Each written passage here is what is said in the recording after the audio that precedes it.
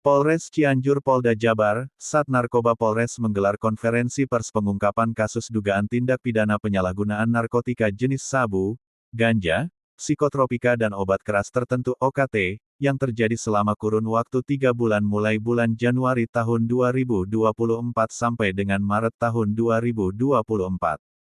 Kapolres Cianjur menjelaskan, ada beberapa pengungkapan kasus tindak pidana narkotika di antaranya adalah pengungkapan kasus narkotika jenis sabu sebanyak 17 kasus, jenis ganja sebanyak 7 kasus, jenis tembakau sintetis sebanyak 2 kasus, psikotropika 3 kasus dan obat keras terbatas (OKT) sebanyak 2 kasus.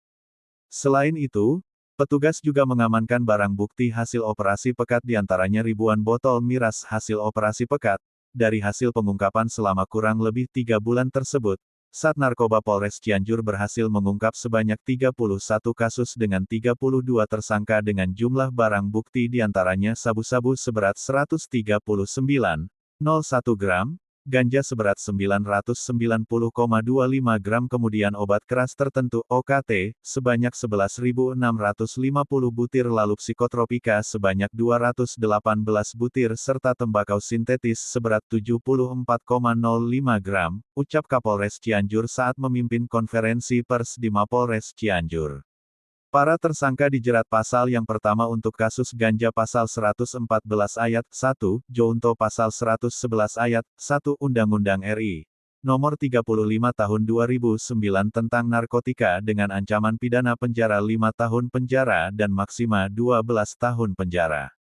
Kemudian untuk kasus sabu akan dijerat dengan pasal 114 ayat 1, dan ayat 2, Junto pasal 112 ayat 1, dan ayat 2, Undang-Undang RI. Nomor 35 Tahun 2009 tentang narkotika dengan ancaman hukuman minimal 5 tahun penjara dan maksimal seumur hidup.